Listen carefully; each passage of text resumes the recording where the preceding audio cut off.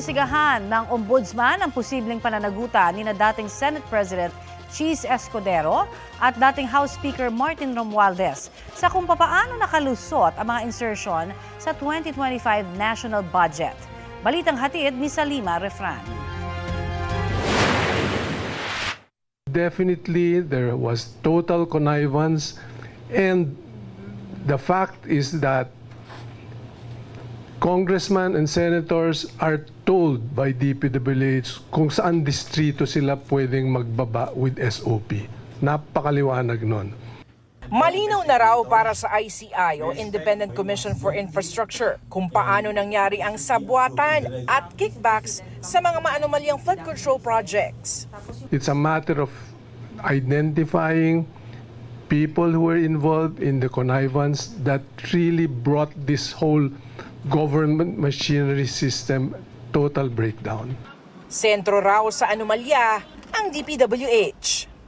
The process to us, especially coming from DPWH, is already very clear. Without the role of DPWH officials, hindi mangyayari ito. At sir, aabot yun hanggang sa mga sekretary? Umabot na nga eh. Bubuo ng bagong task force ang Office of the Ombudsman para imbestigahan si dating DPWH Secretary at ngayon Senador Mark Villar kaugnay ng mga anomalyang flood control projects. Lalo't 5 taon o mula 2016 hanggang 2021, naging kalihim si Villar sa ilalim ng Administrasyong Duterte. Because it did not start the last 2 years, it started way back, started in tiny bits in 2018, started to grow.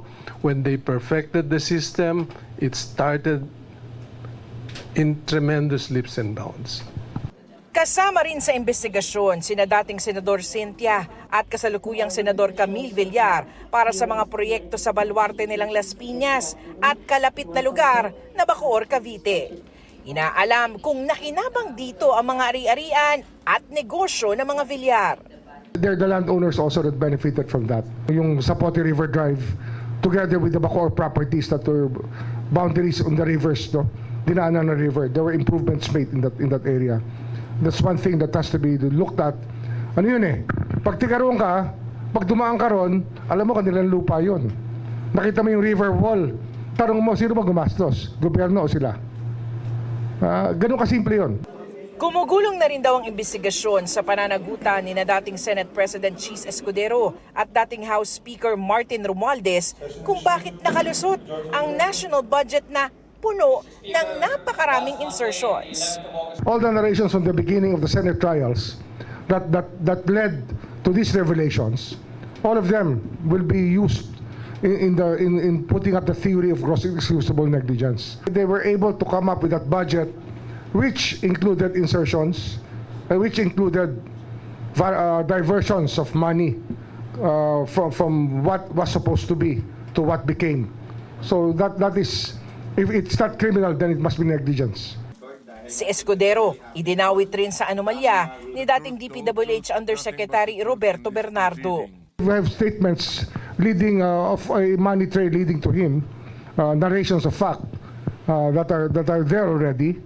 But of course, we want to buttress it with other evidence, which we're looking to right now. Ano nga eh? Pag wala ka makitang AMLA trail, then you have to follow a cash trail, and we will find it. Si Romualdez iniimbestigahan rin para sa pagtayo ni dating ako Bicol Party List Representative Zaldico bilang dating House Appropriations Committee Chair. It was really Zaldico working with some senators that came up with a final version of the budget. And the plan was laid out there. If fingers do not point to the speaker, former speaker, as the leader of the House, he was responsible for the appointment of Zaldico. Nothing is excusable here. At the least, negligence should be charged against those who were responsible for their offices. Patuloy na kinukuha ng GMA Integrated News ang panig ng mga Villar, ni Romualdez at ni Escudero. Salima Refran, nagbabalita para sa GMA Integrated News. Ngayong umaga, sinabi ni Senadora Camille Villar na no comment muna siya kaugnay sa investigasyon ng ombudsman sa kanyang pamilya.